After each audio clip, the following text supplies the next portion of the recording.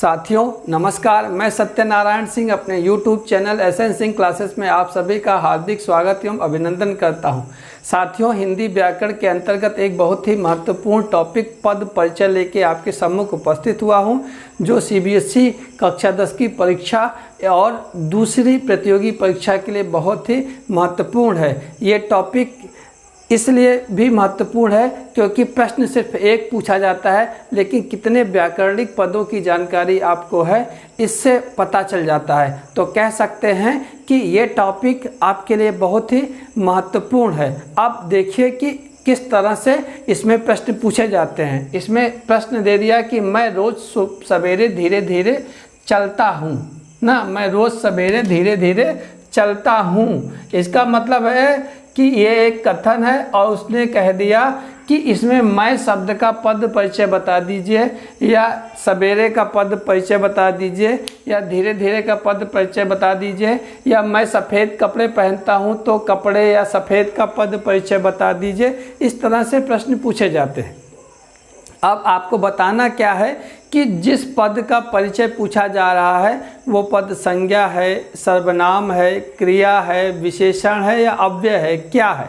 अब अगर संज्ञा है तो कौन सी संज्ञा है, सर्वनाम है तो कौन सा सर्वनाम है, क्रिया है तो कौन सी क्रिया है, विशेषण है तो कौन सा विशेषण है, या अव्यय है तो उसका भेद क्या है। और साथ ही साथ आपको बताना होगा कि ये जो पद पूछा गया उसका लिंग क्या है, वो स्त्रीलिंग है कि पुल्लिंग है, उसका वचन क्या है, एक वचन है कि बहुवचन है, उसका कारक क्या है। अर्थात आपने समझ लिया कि पद केवल एक ही पूछा जाएगा, लेकिन आपको जानकारी होनी चाहिए संज्ञा की, सर्वनाम की, क्रिया की, विशेषण की, और जितने अव्यय हैं 4 उनकी जानकारी होनी चाहिए। साथ ही आपको किसकी जानकारी होनी चाहिए, लिंग की और वचन की और कारक की जानकारी होनी चाहिए। आज हम जो है वो संज्ञा और सर्वनाम का पद परिचय देखेंगे। तो आपको संज्ञा और सर्वनाम के बारे में पता होनी चाहिए।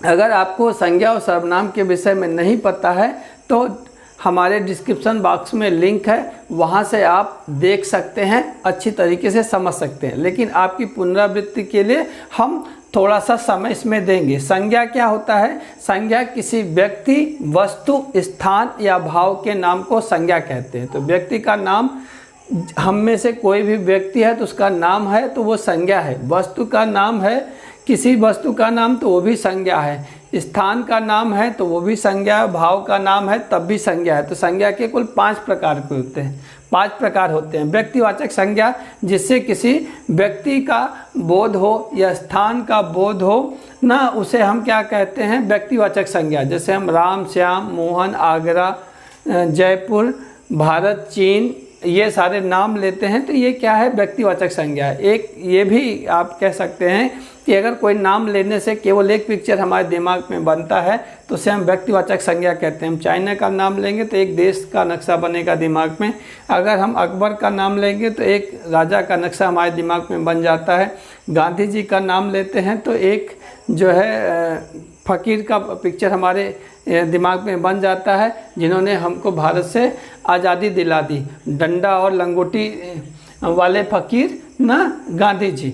आगे जातिवाचक संज्ञा। जातिवाचक संज्ञा क्या है?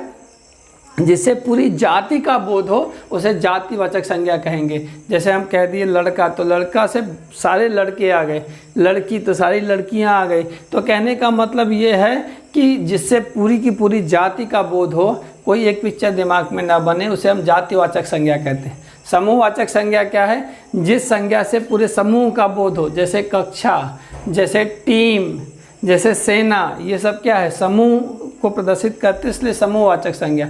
द्रव्यवाचक संज्ञा, आप जानते हैं कि जितने भी द्रव्य हैं, चाहे वो ठोस हो, द्रव हो या गैसेस के रूप में हो, आप उन्हें द्रव्यवाचक संज्ञा में देंगे। जैसे दूध हो गया, तेल हो गया, सोना हो गया, चांदी हो गया, मिट्टी हो गया, लोहा हो गया, लकड़ी हो गया, ये सब द्रव्यवाचक संज्ञा। भाववाचक संज्ञा यानी फीलिंग्स ना, जो आप देख ना सकें, सिर्फ महसूस करें, उसे भाववाचक संज्ञा कहेंगे। बुढ़ापा, लड़कपन ना, अच्छाई, बुराई, ईर्ष्या, द्वेष, ये सब क्या है, भाववाचक संज्ञा है। आगे देखते हैं कारक। कारक हिंदी में 8 होते हैं, लेकिन आपके यहाँ जो ज़रूरत पड़ेगा वो 7 ही ज़रूरत पड़ेगा, इसलिए हमने 7 लिखे हैं। जैसे कर्ता कारक, कर्ता का चिन्ह होता है ने, कर्ता ने कर्म को करण से के द्वारा, संप्रदान को के लिए, अपादान से अलग, संबंध काका के की, राजी रे, अधिकरण में पर ना। तो कर्ता कारक का चिन्ह ने होता है, और वाक्य में जो क्रिया को करेगा, क्रिया को जो संपन्न कराएगा, जो एक्शन करेगा, उसे हम कर्ता कहेंगे। कर्म क्या होगा कि जिस पे क्रिया का फल पड़ेगा उसे हम कर्म कहते हैं। अगर क्रिया के साथ आपने क्या शब्द लगा दिया तो आपको कर्म मिल जाएगा, यानी क्रिया के साथ जो है आप क्या लगाएंगे तो आपको कर्म मिल जाएगा। करण, करण मतलब क्रिया का साधन, जिस साधन से क्रिया की जाए उसे करण कारक कहते हैं। अगर क्रिया के साथ आप किससे प्रश्न लगाएंगे तो आपको करण की जानकारी हो जाएगी। संप्रदान मतलब को के लिए, मतलब जिसके लिए क्रिया की जाए उसे हम संप्रदान कारक कहते हैं।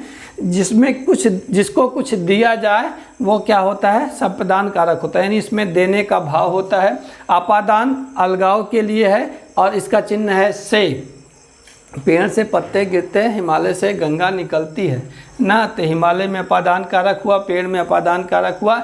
लेकिन एक और चीज़ समझने की बात है कि किसी वाक्य में घृणा, तुलना, भय या शर्माने का बोध हो तो वहाँ भी अपादान कारक होता है। संबंध काका की, रारी रे, यानी दो जो है दो संज्ञाओं के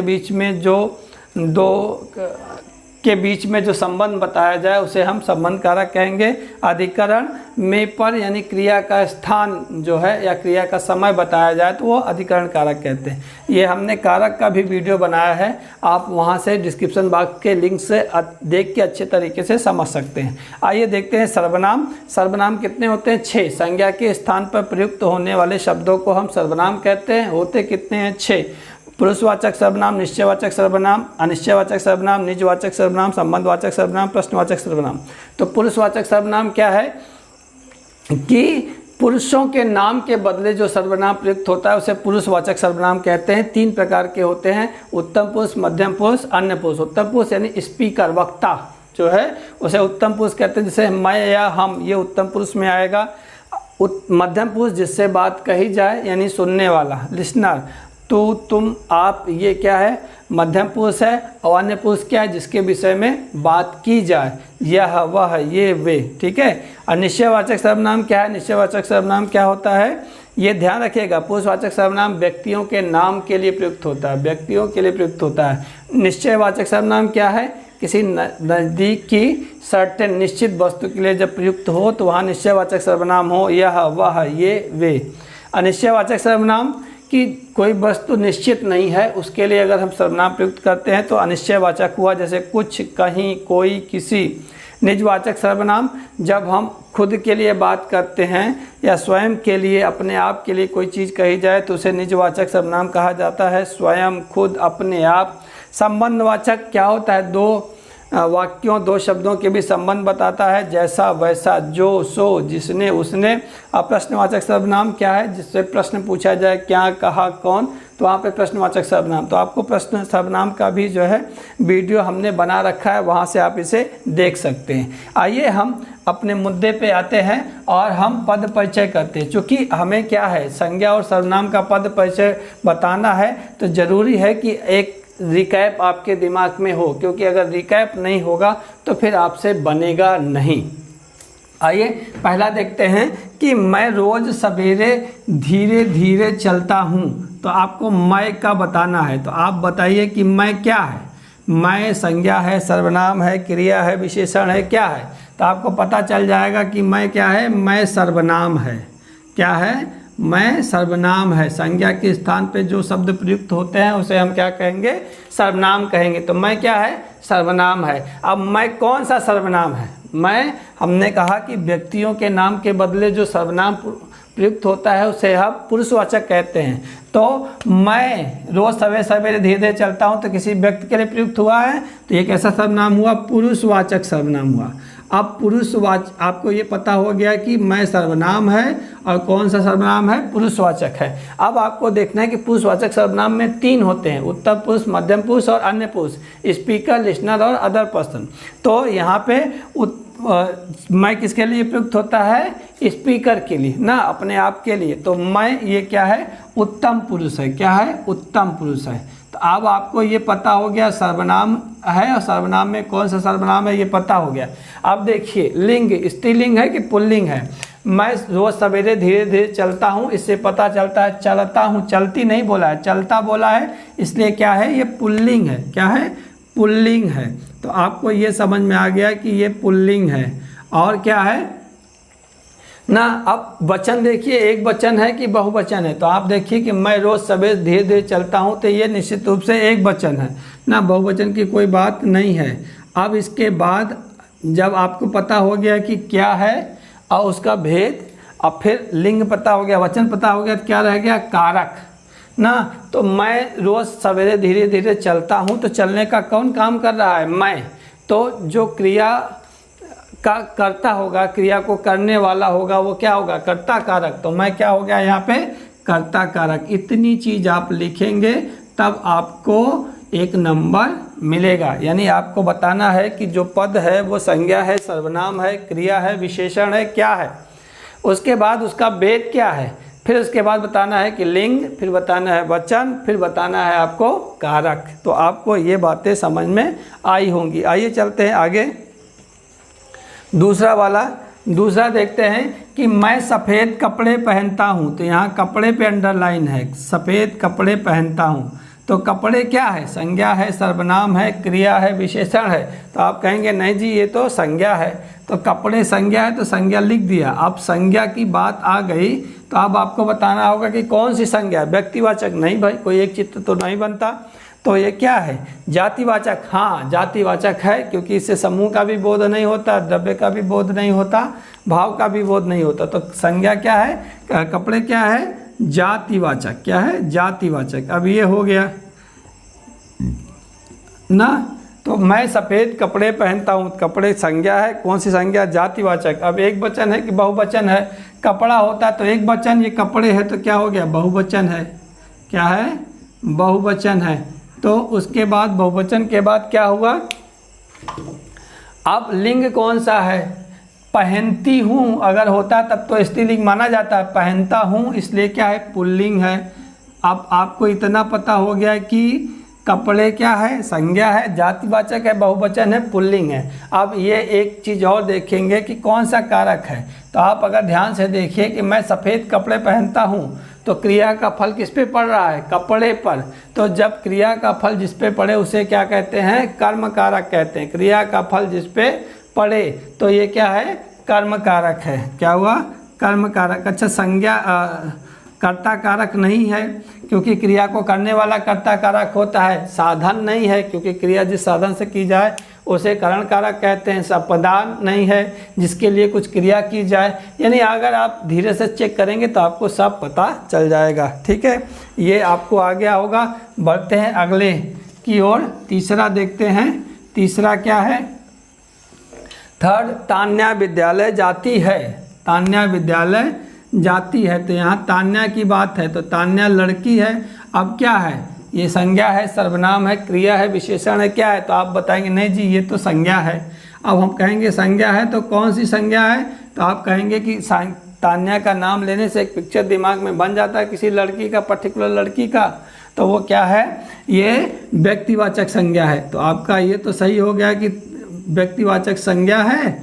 अब इसके बाद हम क्या देखेंगे कि तान्या स्त्रीलिंग है, पुल्लिंग है। तो तान्या जाती है, जाता है तो पुल्लिंग होता है, जाती है तो स्त्रीलिंग होगा। तो ये क्या हो जाएगा, ये स्त्रीलिंग हो गया। स्त्रीलिंग के बाद हम आगे देखते हैं कि कौन सा वचन है, एक वचन है कि बहुवचन है। तो तान्या यहाँ अकेले है, जाते हैं होता है तो पुल्लिंग, सॉरी बहुवचन होता है। यहाँ तान्या विद्यालय जाती है तो ये क्या है, एक वचन हो गया। अब ये कौन सा कारक है, तो आप ध्यान से देखिए। तो क्रिया जो जाने की है कौन कर रहा है, तान्या कर रही है। तो यानी क्रिया को करने वाला कर्ता कारक, तो ये हो गया कर्ता कारक। आपको पता हो गया है कि ये क्या है, ये संज्ञा है, व्यक्तिवाचक है, स्त्रीलिंग है, एक वचन है और कर्ता कारक है। आगे देखिए यहाँ पे चौथा सवाल, ये क्या है, ईमानदारी अनमोल गुण है। तो यहाँ पे क्या है, ईमानदारी। तब ईमानदारी क्या है भाई, अब आपके समझ में आएगा कि ये कौन सा क्या है, तो आ तो जाएगा कि ये संज्ञा है ना, ठीक है। तो संज्ञा में ये भी क्या है, तो हमने कहा कि जो भी ईर्ष्या, द्वेष, लाभ, बुढ़ापा ना, ये सारी चीज़ें ये क्या है, संज्ञा है। तो ये ईमानदारी भी क्या है, संज्ञा है। और ये किस में आएगा, न द्रव्य में आएगा, न समूह में आएगा, न जाति में आएगा, न व्यक्ति में आएगा। तो ये किस में आएगा, भाववाचक में आएगा। अब आपको पता है कि ये भाववाचक संज्ञा है। अब आप कहेंगे कि भैया एक मतलब स्त्रीलिंग है, पुल्लिंग है, तो ईमानदारी क्या है, ईमानदारी अनमोल गुण है, तो स्त्रीलिंग है कि पुल्लिंग है। तो आप देख सकते हैं कि ईमानदारी क्या है, ईमानदारी ना, ईमानदार विशेषण होता है, लेकिन ईमानदारी आप देखेंगे तो ई आया तो क्या हो गया, ये स्त्रीलिंग हो गया। क्या हो गया, स्त्रीलिंग हो गया। स्त्रीलिंग के बाद आप देखेंगे एक वचन है कि बहुवचन है, तो आप देख सकते हैं कि क्या है, एक वचन है। अब आप कहेंगे कि कारक भैया बताओ इसमें, तो यहाँ पे क्रिया तो जो है कुछ है ये नहीं है, और क्रिया का संबंध जो होता है वही कारक होता है। तो क्रिया अब्सेंट है, इसलिए कारक अब्सेंट हो गया। तो ईमानदारी क्या है, संज्ञा है, भाववाचक, स्त्रीलिंग और एक वचन। आगे देखिए, अब बाकी बचा पांचवा क्वेश्चन। तो पांचवा देखते हैं। तो आप देखिए पांचवा क्वेश्चन क्या है, पांचवा, अनुराधा अभी बाजार से आई है। तो बाजार की बात कर रहे हैं। तो आप पूछेंगे भैया बाजार क्या है, तो आप कहेंगे संज्ञा है। हम पूछेंगे कौन सी संज्ञा है, तो आप क्या कहेंगे, आप कहेंगे भैया व्यक्तिवाचक हो नहीं सकता, समूह है नहीं ना, द्रव्य है नहीं, तो ये क्या है, बाजार जातिवाचक है। भाई हमारे यहाँ का बाजार, आपके यहाँ के बाजार, बहुत सारे बाजार हैं, तो उसकी पूरी जाति का बोध होता है, तो क्या हो गया, जातिवाचक संज्ञा हो गया। अब बाजार हो गया। अब क्या है, बाजार स्त्रीलिंग है कि पुल्लिंग है, तो बाजार क्या होता है, पुल्लिंग है। क्या है, पुल्लिंग है। अब एक वचन है कि बहुवचन है, तो आप कहेंगे नहीं जी एक वचन है, यहाँ बहुवचन तो है ही दिख नहीं रहा है। क्यों, क्योंकि क्रिया में ते और ये सब लग जाता है ना। आप कहेंगे कि कौन सा कारक है, तो बाजार से आई है, तो अनुराधा बाजार से अलग हो रही है। से दो है, दो तरह से हो सकता है, या तो साधन के रूप में या अपादान के रूप में। तो यहाँ अलगाव हो रहा है, अनुराधा बाजार से अलग हो रही है, तो ये कौन सा कारक हुआ, अपादान कारक हुआ। कौन सा हुआ, अपादान कारक हुआ। आइए देखते हैं अगला सवाल, हम बाग में गए। तो यहाँ पे हम, आप देखिए संज्ञा के स्थान पे जो प्रयुक्त शब्द होते हैं वो सर्वनाम होते हैं, तो हम क्या हो गया, हम सर्वनाम हो गया। ठीक है। अब ये देखिए हम बाग में है, गए तो हम क्या है, पुरुषवाचक। क्या है, पुरुषवाचक है। तो आप इसका सर्वनाम में कौन सा लिखेंगे, पुरुषवाचक। क्या लिखेंगे, पुरुषवाचक, क्योंकि पुरुषों के नाम के बदले आ रहा है ना। अब अगर पुरुषवाचक है तो हम किस में आएगा, हम आएगा उत्तम पुरुष में। किस में आएगा, उत्तम पुरुष में।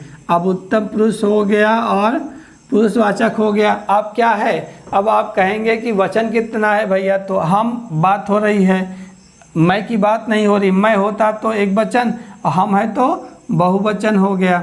अब बहुवचन हो गया तो आगे लिंग क्या है ना, बाजार गई होता तो स्त्रीलिंग, ये गए है तो क्या हो गया, पुल्लिंग हो गया। अब आप कहेंगे जी कारक कौन सा है, तो कारक क्या है, कर्ता कारक है। भाई बाजार जाने का काम कौन करता है, हम, तो क्रिया को करने वाला कर्ता कारक होता है, तो ये क्या हो गया, कर्ता कारक। तो आपको ये समझ में आ गया ना। दो सवाल और रह गया है, वो भी देख लेते हैं हम। दो सवाल देखते हैं कि सातवां, जो अपनी बात को नहीं रखता वह विश्वास के योग नहीं है। जो आ गया, आपको पता है कि सर्वनाम है ना, क्योंकि संज्ञा के नाम के बदले आया। तो जो कहाँ पे है, जो देखिए आप संबंधवाचक में ना, जो सो ना, तो जो अपनी बात को नहीं रखता ना, तो जो क्या है, सर्वनाम है। सर्वनाम में कौन सा सर्वनाम है, संबंधवाचक है। क्या है, संबंधवाचक है। संबंधवाचक के बाद अब आपको ये पता हो गया कि संबंधवाचक सर्वनाम है, तो जो जो एक वचन है कि बहुवचन है, तो एक वचन की बात कर रहा है, किसी पर्टिकुलर एक व्यक्ति की। स्त्रीलिंग है, ये पुल्लिंग है, ये पुल्लिंग है ना, स्त्रीलिंग वाला कहीं कोई निशान नहीं है। और जो अपनी बात नहीं रखता तो क्या हो गया, ये कर्ता कारक हो गया। क्या हो गया, कर्ता कारक ना, जो कि अपनी बात नहीं रखता, तो ये हो गया कर्ता कारक। आगे देखते हैं क्या बचा, वह। इसी में एक और है वह ना, वह देखते हैं तो वह में क्या है, ये भी सर्वनाम है। क्या है, सर्वनाम है ना। और सर्वनाम में कौन सा है, सर्वनाम है ये निश्चयवाचक सर्वनाम है। कौन सा, निश्चयवाचक है ना भाई। हमने कहा जो सर्टेन हो, तो वही कह रहा है जो अपनी बात नहीं करता वह, तो वह निश्चयवाचक सर्वनाम हो गया। अब ये क्या हो गया, स्त्रीलिंग है, पुल्लिंग है, तो ये पुल्लिंग है भाई ना। उसके बाद एक वचन है कि बहुवचन, हाँ जी एक वचन है। वह विश्वास के योग्य नहीं है, तो अब वह क्या है, कर्ता कारक है। क्या है, कर्ता कारक है। क्यों कर्ता कारक है, कि क्योंकि क्रिया को करने वाला ही कर्ता होता है।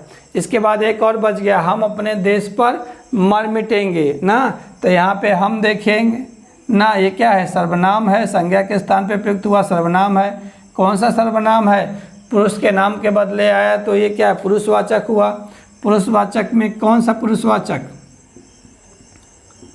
ना, कौन सा, तो मैं और हम क्या होता है, उत्तम पुरुष, तो ये हो गया उत्तम पुरुष।